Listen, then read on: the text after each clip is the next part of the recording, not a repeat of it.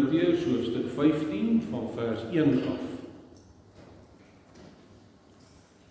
1 Korintiërs 15 van vers 1 af, oor die opstanding van Christus. Iemand het een keer gesê, daar is nie meer en minder belangrike hoofstukke in die Bybel nie, maar ons kan wel sê, daar is geen hoofstuk in die Bybel wat belangriker is as 1 Korintiërs 15. Ek herinner julle broers aan die evangelie wat ek aan julle verkondig het en wat julle ontvang het en waarin julle ook gevestig staan. Deur die evangelie word julle ook gered as julle vashou aan die boodskap soos ek dit aan julle verkondig het. As julle aan iets anders vashou, het julle te vergeefs tot geloof gekom. Die belangrikste wat ek aan julle oorgelewer het en wat ek ook ontvang het is dit: Christus het vir ons sondes gesterf, volgens die skrifte. Hy is begrawe en op die 3de dag opgewek, volgens die skrifte. Hy het aan Sefas verskyn, daarna aan die 12 en daarna aan meer as 500 broers tegelyk, van wie sommige al dood is, maar die meeste nou nog lewe. Daarna het hy aan Jakobus verskyn en toe aan al die apostels. Heel laaste het hy ook aan my, die ontydig geborene, verskyn.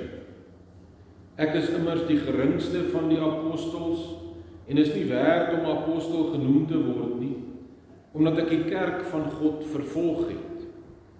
Maar deur die genade van God is ek wat ek is. Sy genade aan my was nie te vergeefs nie. Inteendeel, ek het harder gewerk as hulle almal.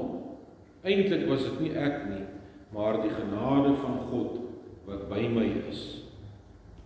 In elk geval, of dit ek is of hulle, dit is wat ons verkondig en dit is wat julle geglo het.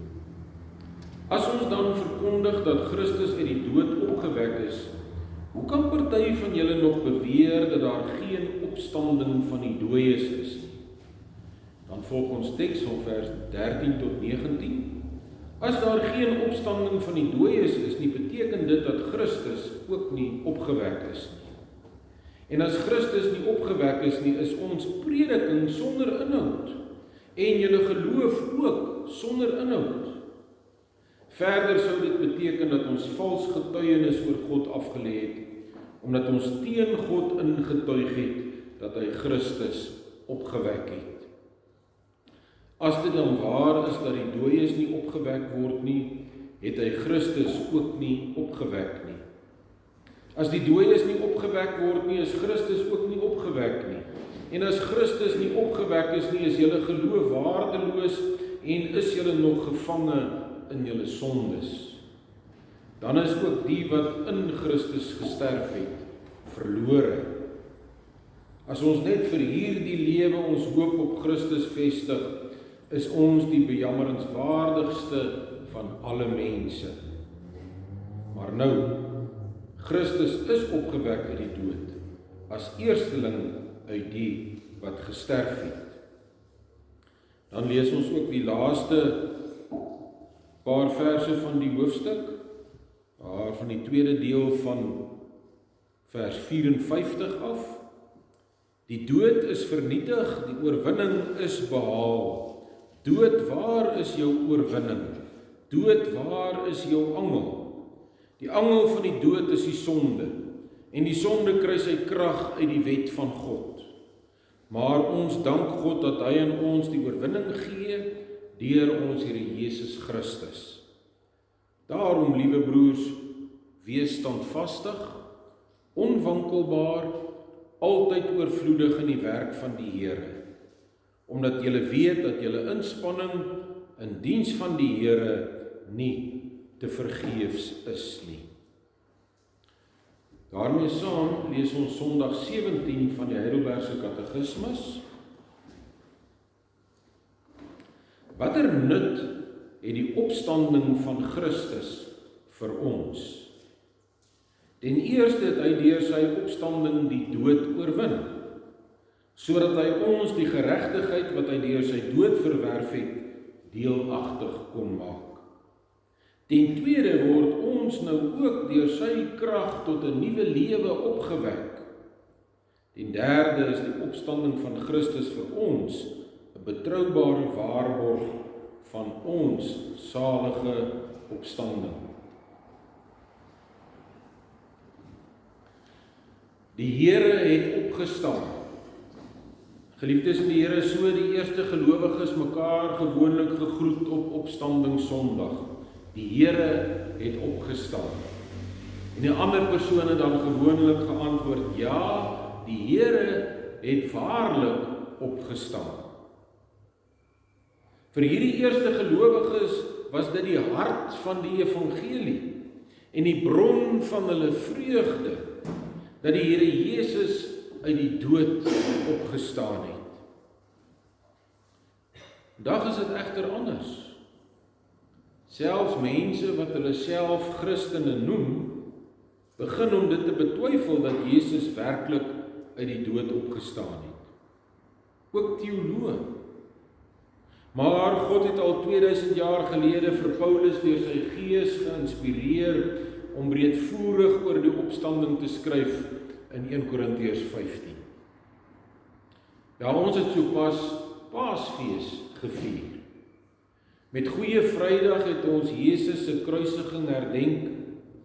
Verlede Sondag het ons die heerlikheid van Jesus se opstanding uit die dood gevier. Dat hy die dood vir ons oorwin het. Dit is wat ons herdenk het. Maar hoe weet ons dat dit alles gebeur het?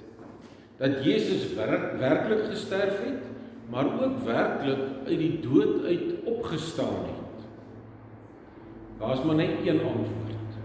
Ons weet dit, want die Bybel, God se woord, leer dit vir ons. Maar dit stel ons onmiddellik voor die vraag, hoe moet ons die Bybel glo? Moet ons alles wat daarin staan glo? Of kan ons maar sekere dele van die Bybel as storieetjies afmaak, soos wat sekere teoloë in ons land en in die wêreld deesdae doen? Nou, hierdie vraag gaan eintlik oor die gesag van die woord van God. Watter gesag dra dit by ons as iets in die Bybel staan? Dis oor hierdie selfde saak wat Jesus in Matteus 12 met die Fariseërs gepraat het. Hulle wou nie Jesus se gesag as die Seun van God aanvaar nie. Hulle wou nie glo wat hy sê nie. Hulle wou dus nie die gesag van sy woord aanvaar nie. Daarom vra hulle 'n teken. Die wonderteken wat hulle wou sien, sou die bewys wees dat Jesus die waarheid praat en dat hy die lang verwagte Messias is. Ironies, hulle vra 'n teken terwyl God se groot teken, Jesus Christus self, God wat mens geword het, voor hulle staan. Boonop het hy ook al baie wonders en tekens voor hulle oë gedoen. Maar steeds vra hulle na 'n teken wat die gesag van sy woord sal bevestig. Het gaan dus daaroor dat die Fariseërs nie in Jesus glo nie. Dat hulle nie glo in wat hy verkondig nie. Dat hulle nie die goddelike gesag van sy woord aanvaar nie. Nee, hulle wil 'n teken hê. Maar Jesus sê vir hulle dat dit 'n slegte en 'n afvallige geslag is wat 'n teken vra. Ja, vir ons is dit ook niks niets nie. Vandag nog is daar mense wat na bewyse soek dat die Bybel waar is of dat God bestaan en wat tekens vra. Maar geliefdes, dis tog hier waar geloof inkom. Om te glo is tog om iets te aanvaar, selfs al is daar geen bewyse daarvoor nie. As 'n mens eers sekere dele van die Bybel wat vir ons as werklike geskiedenis voorgehou word, as storieetjies begin afmaak, dan is jy op 'n baie gevaarlike pad. Waar trek 'n mens dan die streep? Is Adam en Eva en Moses en Abraham en uiteindelik Jesus self dan nie ook maar net storieetjies nie? Geliefdes, wat is die heel moeilikste ding in die Bybel om te glo? Om byvoorbeeld te glo dat 'n vis vir Jona ingesluk het en na 3 dae weer lewendig uitgespoeg het? Of om te glo dat Jesus doodgemaak is en na 3 dae uit die graf uit opgestaan het? Jesus se opstanding uit die dood is sekerlik die moeilikste om te glo. Maar ons hele geloof, ons hele saligheid is van Jesus se opstanding afhanklik. As hy nie werklik opgestaan het nie, as sy opstanding ook maar net 'n storieetjie is, dan is ons geloof nutteloos. Dan is die dood nog nie oorwin nie. En dan het ons nog nie vergifnis van ons sondes en die ewige lewe nie. Hier is daar nie 'n ander uitweg nie. Jy glo dit of jy glo dit nie. En hier gaan dit oor die gesag van God se woord. As 'n mens die Bybel as God se woord aan mense sien, dan het jy nie 'n probleem om alles wat daarin staan te glo nie. Maar as jy die Bybel maar net as 'n gewone boek sien, wat baie lank gelede geskryf is, dan sal dit wat mense daaroor sê, veral sommige wetenskaplikes en teoloë, vir jou swaarder weeg as wat die woord van God self sê. Dan sal dit wat jou logika en jou verstand vir jou sê, swaarder weeg as dit wat God se woord sê. Dit is tog onmoontlik dat iemand gesterf het en uit die dood uit opgestaan het. So sê die wetenskap, so sê logika. Maar dit is juis wat geloof is, om teen alle ander dinge in iets as die waarheid te aanvaar, omdat die Heilige Gees jou in jou hart daarvan oortuig. En dis juis hier waar die skrifgeleerdes en die fariseërs in Matteus 12 tekort geskiet het. Hulle wou nie glo nie, maar hulle het 'n teken gevra wat dit onnodig sou maak om te glo.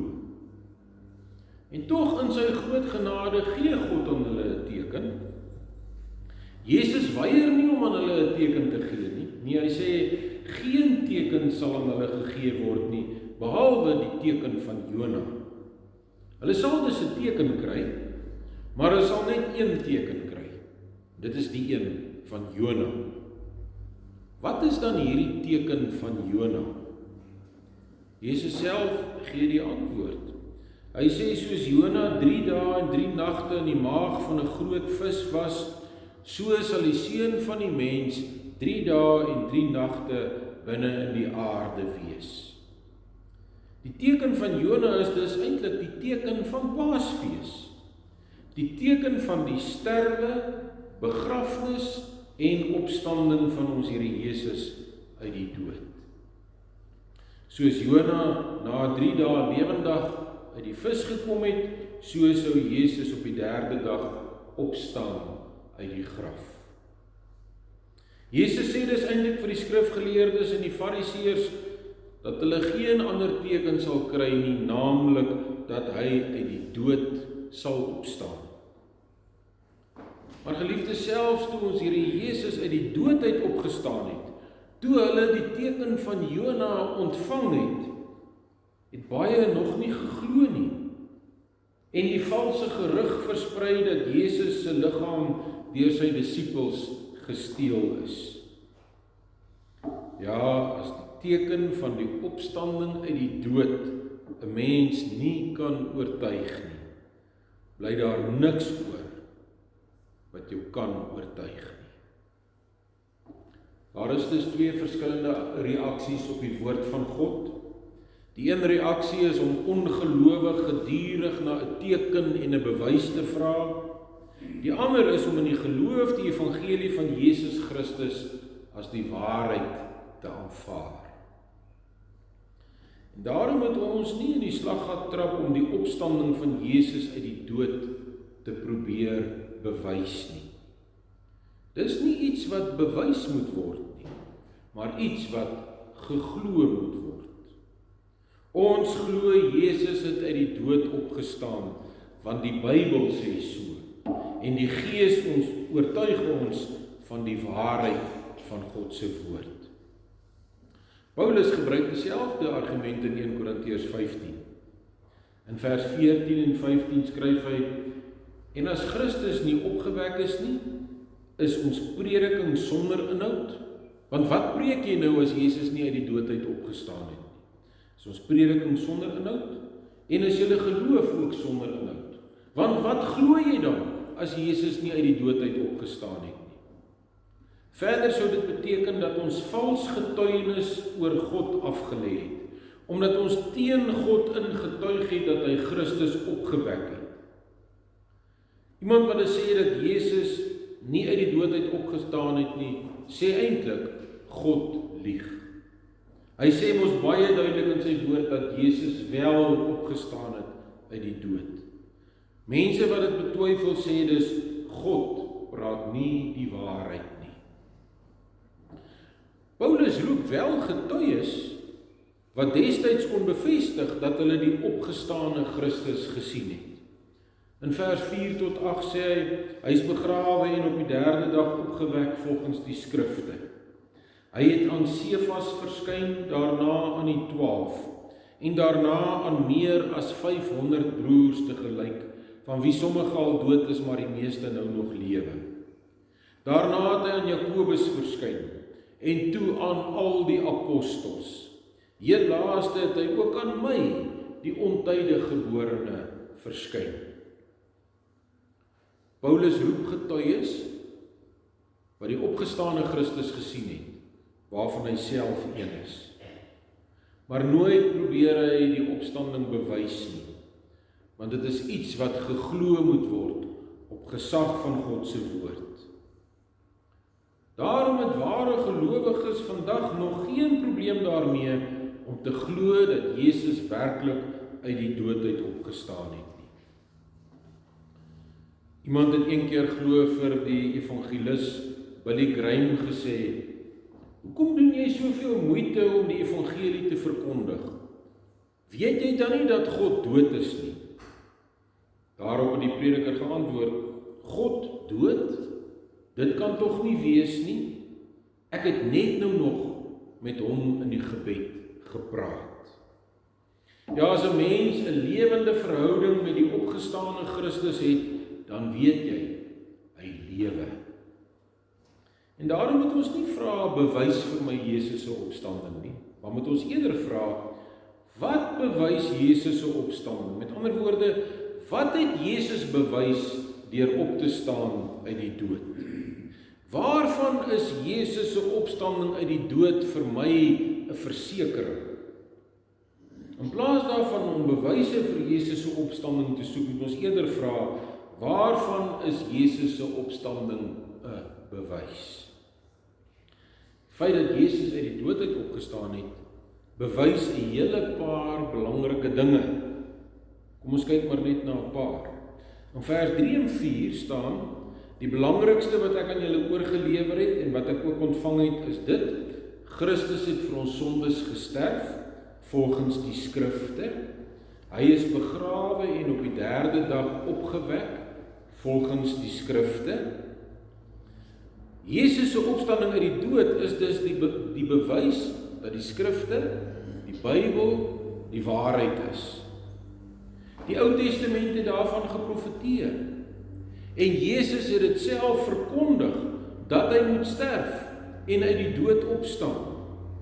En daardie Sondagoggend toe hy uit die dood uit opgestaan het, het hy God se woord waar bewys.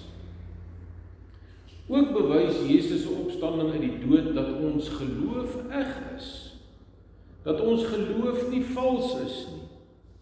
In vers 1 en 2 staan ons: "Ek herinner julle broers aan die evangelie wat ek aan julle verkondig het en wat julle ontvang het en waarin julle ook gevestig staan.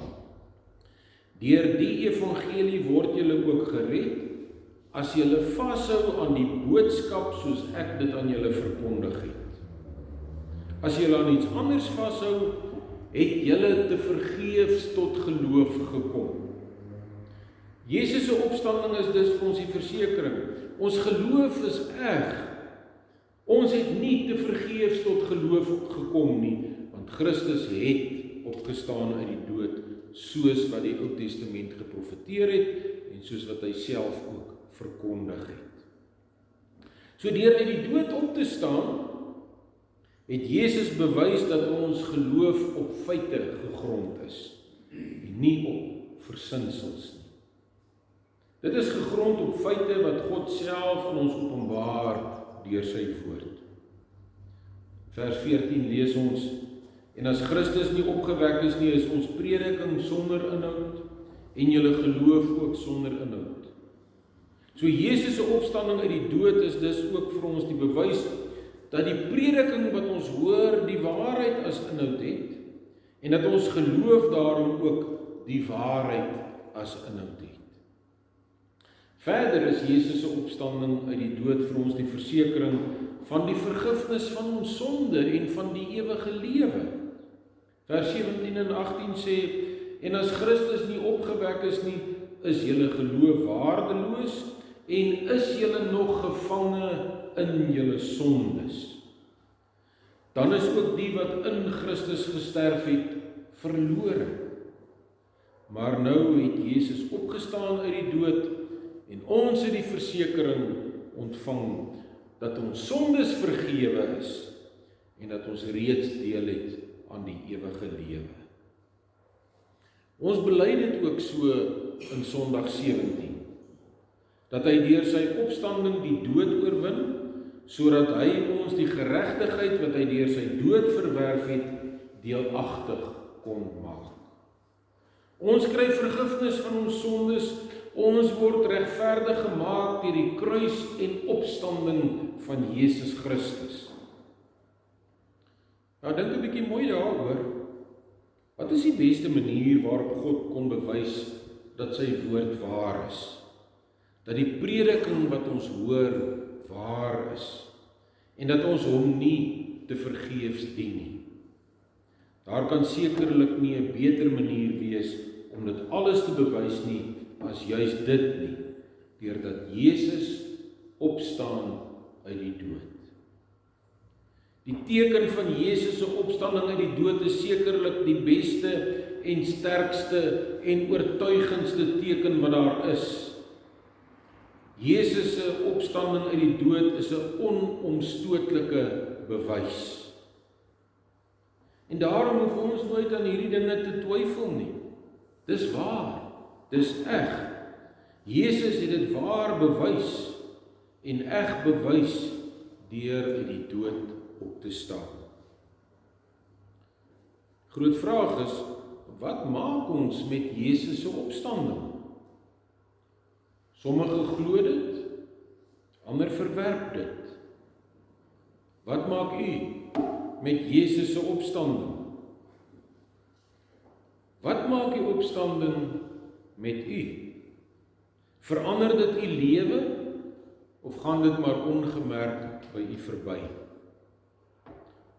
Vir die wat glo is Jesus se opstanding uit die dood die fondament waarop ons geloof gebou is. Ons glo dat Jesus opgestaan het uit die dood en dat ons ook eendag uit die dood sal opstaan, omdat ons nou al saam met hom opgestaan het in 'n nuwe lewe. Ons bely dit ook so in Sondag 17. Die feit dat Jesus uit die dood opgestaan het, is vir my die bewys van my salige opstanding. En daarom sluit die hoofstuk ook af met vers 58.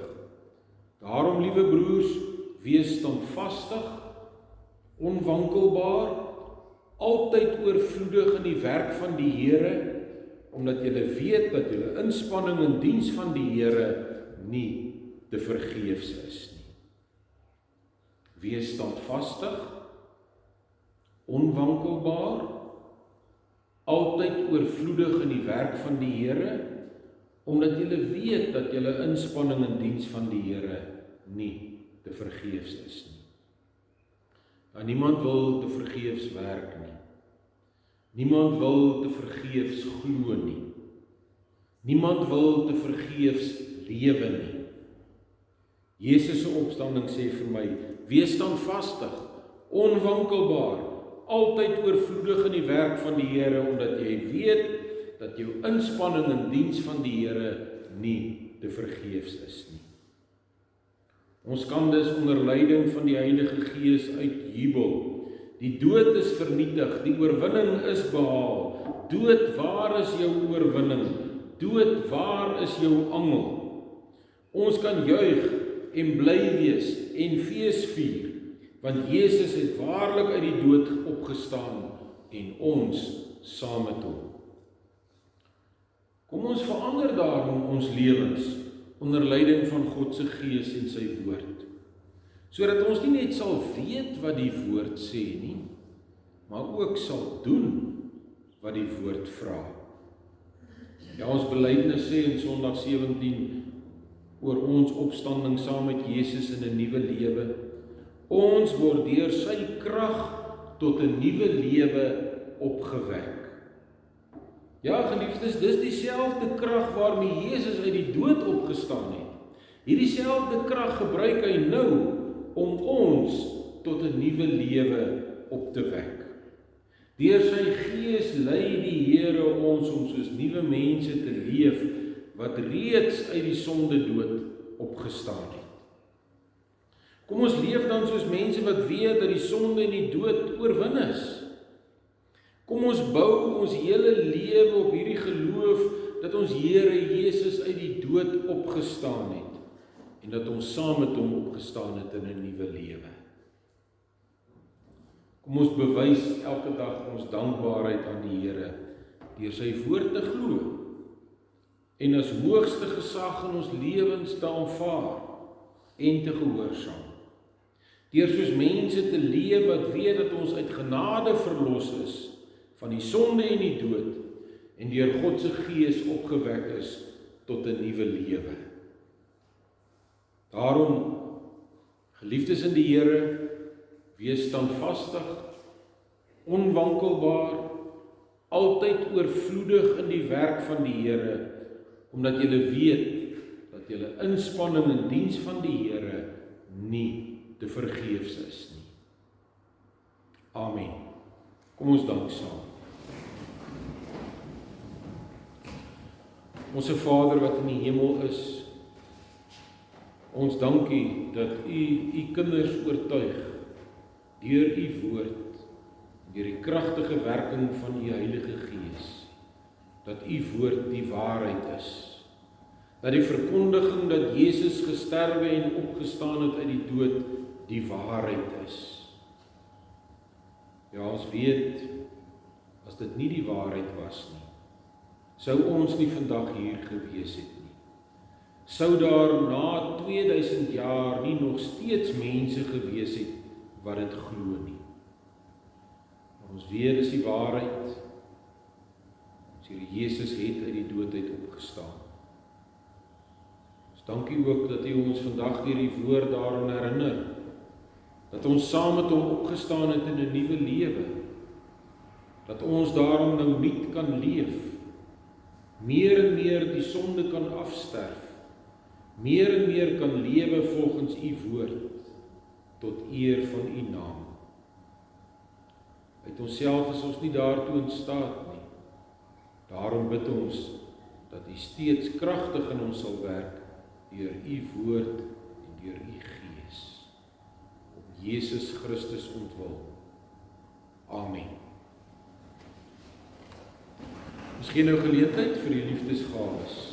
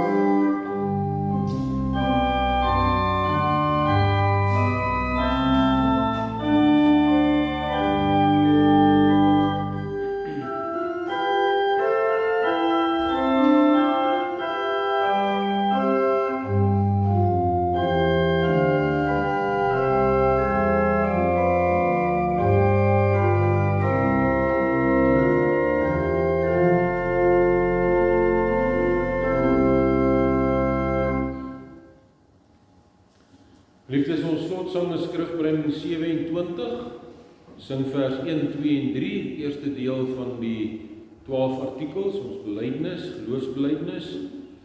In vers 3 bely ons dan opnuut weer die opstanding van ons Here Jesus, sy hemelvaart en sy wederkoms. Skrifbreiding 27, vers 1, 2 en 3.